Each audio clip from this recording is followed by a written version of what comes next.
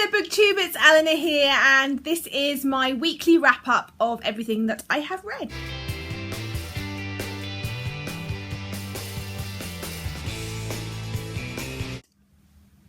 So this week's been a slower week, but I'm going to be following the same format as last week. So you will get clips now of different books that I have finished throughout the week. However, to begin with, I'm going to start with two books that I've read recently and didn't get a chance to wrap up. And so the first book that I read this week was My Lady Jane by Hand, Ashton and Meadows. This was written by three quite well-known YA authors, and I was kindly given it at a Walker Books event. This is published by Walker Books. And I hadn't picked it up because I wasn't sure it was going to be my thing. It was in a gift bag I got when I went to an event at Walker, and I was like, oh, I'm not sure about this one. It's historical fiction, not necessarily my thing, and there's a horse. Horses, like the things that I'm not very good with in books are horses, war, mainly horses and the war. And so I hadn't picked it up, and then Janet from Swirly Girly Reads picked it up recently for our shelf slam because it is over 400 pages. So she picked it up this month and she was just saying how funny and brilliant it was, and so I thought, right, let's just pick it up and see what I think.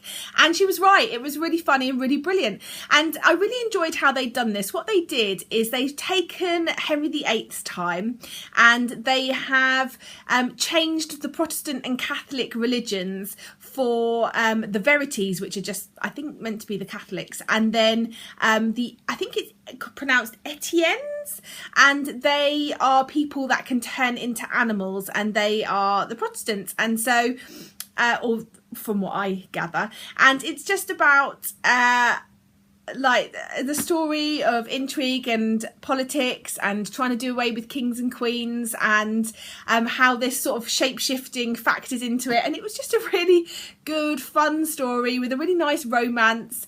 It was just good. It was good fun and I really enjoyed it. I whizzed through it and I gave this one 4 stars. So what I should say is a little bit more about the synopsis, because I didn't really tell you too much there. We are following Lady Jane Grey. It's written in multiple perspectives. So at the beginning of a chapter, you're told who the person is. So we're hearing from Jane, who is Lady Jane Grey. We are hearing from Edward, who is King Edward, and we are also hearing from Gifford, who is the man that Edward has married Jane off to.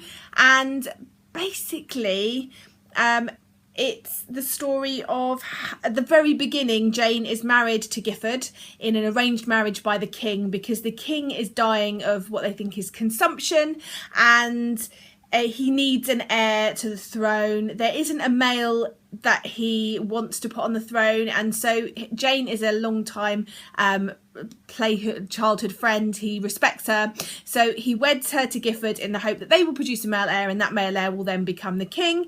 And things escalate and change, and obviously Jane and Gifford don't know each other. Jane doesn't really want to get married. They have their reservations about each other, and it's just a really fun story. Yeah, so I gave this one 4 stars. And then the next book I read was The Hawkweed Prophecy by Irina Brignall. This also hits my challenge of books over 400 pages for Shelf Slam this month. And this is, I believe, a middle grade book. It's got some really nice sort of illustrations at the beginning of various chapters. And it's the story of a clan of witches and their Hawkweed sisters. You've got Raven and Sharlock, and they are sisters. And at the beginning of the story, we find out that Sharlock is pregnant, and Raven and Sharlock are part of a prophecy that says that one of them's daughter will be the queen of the witches. And we sort of see that someone has cast a spell to switch to children, so that Sharlock's baby ends up being a normal child, and a normal person in the real world ends up with a witch baby. And we just following the story of these two girls and what happens, and this prophecy and witchcraft and homelessness is a big part of this story, which I thought was very interesting and very well tackled, and I just thought it was a good read. It wasn't brilliant, it wasn't one that was grabbing me and made me want to pick it up all the time, but I did really enjoy it.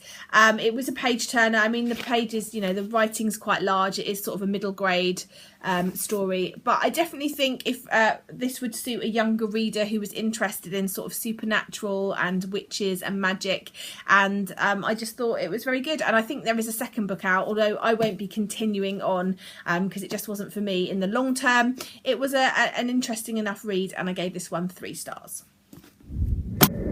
Hi everyone, so today I'm talking about the final book that I finished this week. Well, it's not really the final book actually, because I've read 2 other books this week, but I can't talk about them because they are the 2 books that are going in the March book buddy box. It's a special edition this month, so there are 2 books going in. So I spent a lot of the week reading and getting those all sorted and parcelled up ready to send out to people. So the last book actually is not related to the books going in, but related to that process, because when I'm doing a lot of the packaging up, it's quite time consuming, very time consuming, and so I tend to listen to an audiobook while I'm packaging. And this week I listened to Dream a Little Dream by Giovanna Fletcher, and this was narrated by Jessie Cave, and I got this from Audible, and I enjoyed this. It was, I mean, Giovanna Fletcher writes sort of romantic women's fiction, and I really enjoyed her Billy and Me book. I thought that was really good, and it was a really good story. This one I didn't enjoy quite so much, and I can't really put my finger on why, because actually it felt more grown up. I really enjoyed the story, and for once it wasn't a story about someone, you know, instantly falling in love and everything that went with it, you know, these fast-tracked romances. It was a real slow burner. You really got to know the characters. I really loved the topics and themes that she covered. There's topics of pregnancy and marriage and relationships and staying friends with an ex. Is that possible? And I really enjoyed that. I think one thing that really threw me off, which I'm not sure I felt was needed, was that at the beginning of a lot of the chapters, our main character has like a dream, and she dreams of this man, and it's a man that she knows, and she's met once at a party, and she has these dreams about him, and I'm not sure whether we really needed it. I don't know whether we did or we didn't. But I certainly felt like that sort of threw me off track a little bit.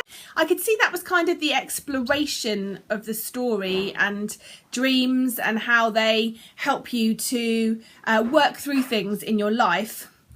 But yeah, I don't know. I was a little bit thrown off by that. And I don't know whether it was the actual inclusion of dreams in the story or whether it was the narration, because during the narration in the dreams the narrator is used like an echoey effect, so that you know that you're in a dream, and it sort of threw me out the story a little bit.